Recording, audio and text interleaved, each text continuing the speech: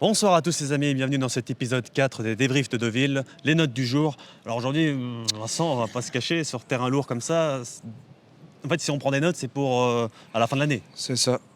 C'est exactement ça. Donc, ah non, mais vous me regardez, vous dites des notes. J'en ai pas vu de la journée, j'en ai vu qu'une. C'est ça. Je ne peux que vous en citer une durant la réunion, c'est tout. Voilà. Bon, les deux premières, il n'y a pas vraiment de notes à dire. Hein. L'autre s'en réclamé la première. Donc, Live facile. Oui, live qui a gagné facilement. Il n'y a pas vraiment de notes à dire. Ils vont tous recourir. On va réclamer. Voilà, sur terrain lourd en plus. La deuxième, il n'y a aucune note. La listed, voilà, les trois Anglais sont à l'arrivée. Derrière, il n'y a pas de note, il n'y a rien à dire. Le quintet. Alors la troisième course du programme. Alors, bon, la note, le coup de folie. Déjà, merci Henri-Alex Pantal, parce que finalement, il était beaucoup plus confiant avec Furioso que Nolito et Arila, même si j'ai trouvé qu'Arila avait très bien couru pour un premier essai quintet. Ça, je pense que le niveau était un peu trop haut aujourd'hui, Arila. C'est ça. Je pense que quand on va affronter un quintet qui est moins relevé, avec pas des 40 de valeur. Surtout pas ligne droite. Voilà. Oui, peut-être un tournant, ça peut être avec mieux, mais il ne faut pas des 40 de valeur non plus. Non. Mais je pense que ça peut être mieux, ça court quand même bien dans cette catégorie-là. Tout à fait. Et Furioso, je comprends pas. On pense qu'il est... Je l'ai abandonné à 200 mètres et à la fin, je vois qu'il lutte pour la 4e place, il est 5e. Je vous ai vu pleurer, mon cher Samy. Le coup de folie. Les larmes qui coulaient. Ça fait plusieurs fois que le coup de folie passe à ça quand même. Hein. Mais bon, voilà, donc voilà, les deux Pantal, Furioso et Arila. Vous voulez rigoler?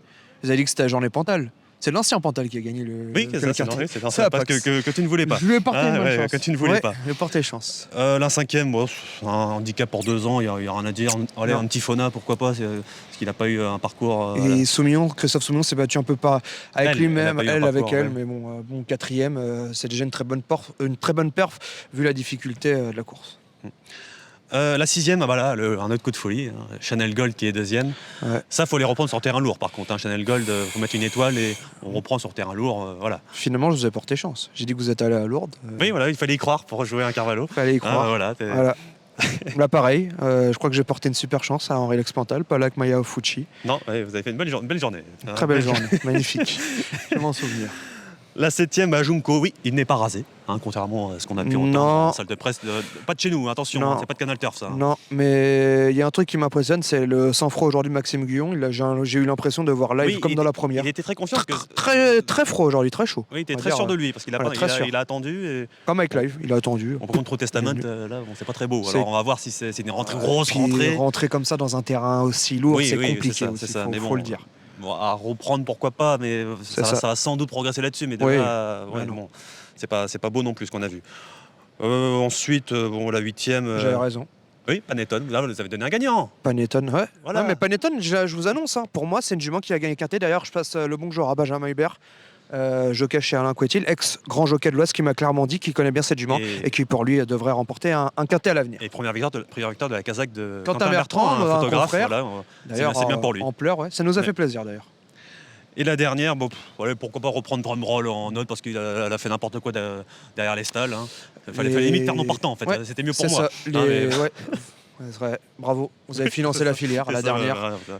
Donc voilà, il n'y a pas vraiment énormément de notes aujourd'hui. À reprendre, c'était lourd aujourd'hui, vraiment, c'était très, très défoncé, c'était lourd. Sinon, mon report passe, que j'ai donné sur Direct Course. Sans un live sur 706 Junko. C'est le report des miches, mais le report qui passe. Ça fait 5. Parce que Junko, cote magnifique. Oui, à 3 contre 1. 3 contre 1 chez nos amis de The Turf, chez nos partenaires. 2,50 ici. Oui, ça c'était un peu d'ailleurs, très surprenant quand même. Ça a choqué Pépé. Oui, ça l'a choqué. Pépé a dit qu'est-ce que jouent les gens. Donc voilà, c'est des notes à reprendre sur... non, j'ai noté. On a une autre, j'avais oublié. Bluff, de Jérôme Régnier.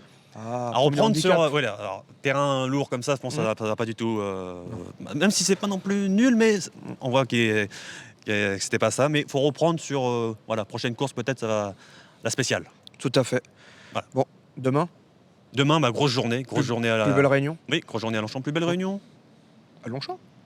À Deauville. Ah oui, à Deauville. Plus belle réunion, non, pas la plus belle non, réunion. Non, on va dire que pour un dimanche, c'est pas mal. Parce qu'aujourd'hui, on s'est un peu ennuyé. Oui, faut le dire. Oui. Voilà. Vous avez pas touché, c'est tout. Il y a pas de. Voulez-vous j'ai touché à Senon. La course des AQPS. C'est ça. Donc rendez-vous demain. Il y a une belle journée avec le Maurice de Guest, le groupe 1, sur 1300 mètres. Voilà, il y a une belle journée. À demain.